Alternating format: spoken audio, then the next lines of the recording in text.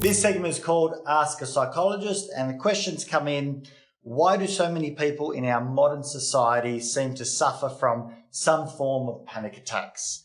Is it social, mental, or environmental, or some combination of all three? I think partially the reason why so many people are talking about anxiety and expressing their experience as anxiety is that anxiety has gone absolutely wild in terms of how many people are feeling stressed, are feeling overwhelmed, have a lot on their plate, and aren't able to kind of down-regulate, start to kind of, relax and feel more settled even after the stressor has gone away. So it's probably important to describe what the difference is between stress and what the difference is, therefore, around anxiety.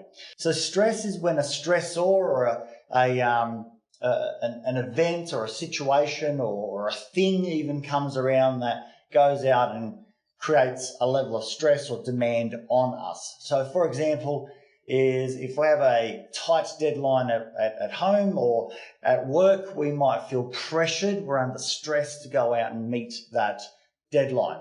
Could be that we get into a confrontation and we're debating a topic, and we find that the nature of the language being used, or there's a bit of tension in the conversation, causes, I suppose, an arousal. Our hearts beat a little bit more stronger. We start to get a little bit more tension in our muscles and the like. Anxiety, on the other hand, is kind of the same experience of stress, but when the stressor has gone away.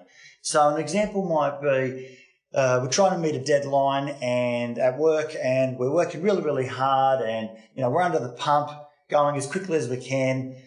Everyone's trying to chip in and we can't kind of get it across the line. We go, and we eventually, end of the day or end of the week, get there, and we're like, thank goodness we've gone out and achieved that. Now, after that, when someone continues to feel stressed and still can't sleep that night and is worried about how it's going to all go tomorrow and the like, and they're getting nervous, the word anxiety starts to make more sense because there's no stressor there available at the time, but they're still worried and kind of ruminating, feeling all the tension, the stress in their muscles, and the like. And so in the absence of the stressor, we still see people feeling stressed.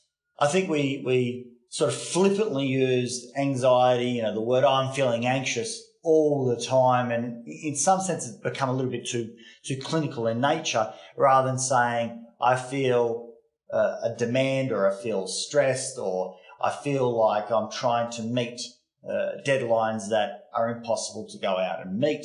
There's also another type of stress in some sense, and I would say the fear of social judgment. That there's this great intensity of fear that often occurs when people feel that they might be judged poorly or ridiculed or embarrassed or laughed at.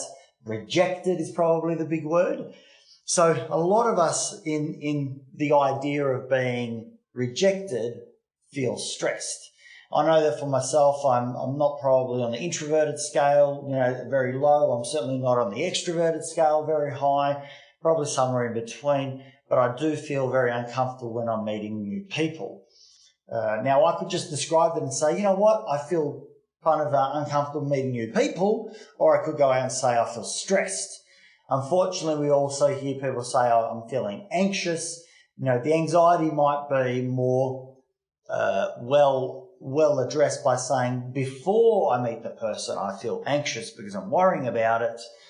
Panic attacks, which is the second part of this question, kind of occurs when our anxiety or our angst, our worry goes a little bit further, and we start to experience these, somatic experiences. So, our heart starts to race, might get trembling in our hands, our mouth might go dry, might feel a little bit lightheaded or dizzy, lots of worry about, whether I'm going to be embarrassed and I need to go out and escape, or that I'm going to die even.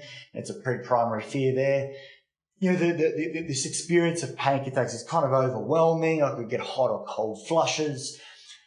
What we see is that a lot of people start to experience these types of symptoms, or let's just call them experiences, when they're highly stressed or, repetitively worrying.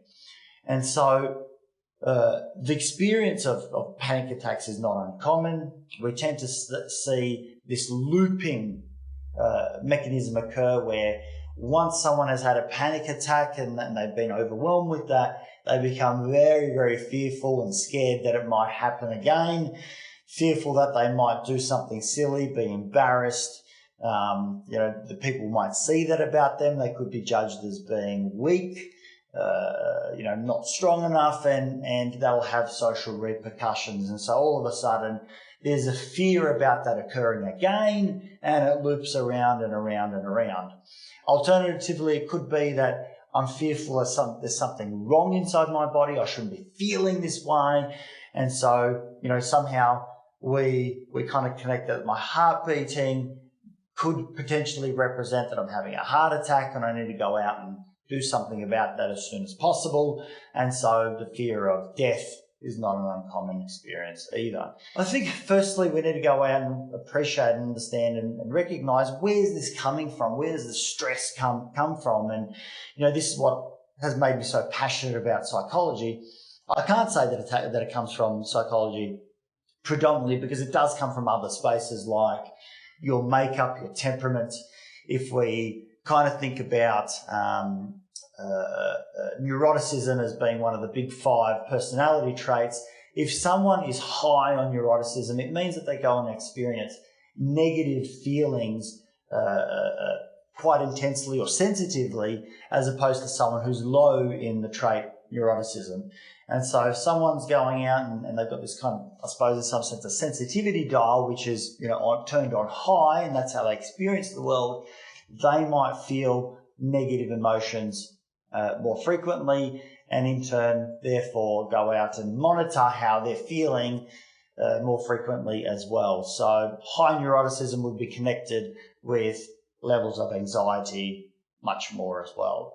And so there's a biological component. There's certainly a psychological component in terms of the way that we go out and look at the world, the way that we interpret and perceive, something occurring. So an example might be when I walk into a cafe and there are no seats available, there's nowhere to sit, and I'm standing there at the entry looking around, I almost feel like everyone's looking at me, and for some reason it just makes me feel uncomfortable. I notice that my body starts to tighten, or I'm getting some movement, some movement in my stomach or solar plexus. It doesn't feel pleasant at all whatsoever. Now, we can go out and call that anxiety, or I might just go out and say, I'm feeling uncomfortable. That's certainly not a panic attack by any means, but I'm feeling uncomfortable.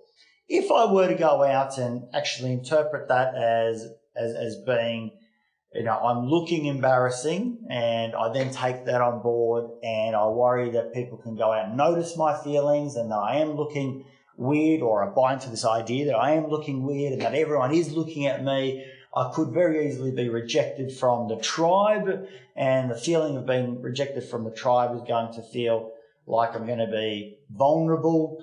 Vulnerability means that I need to go and get into the fight or flight response.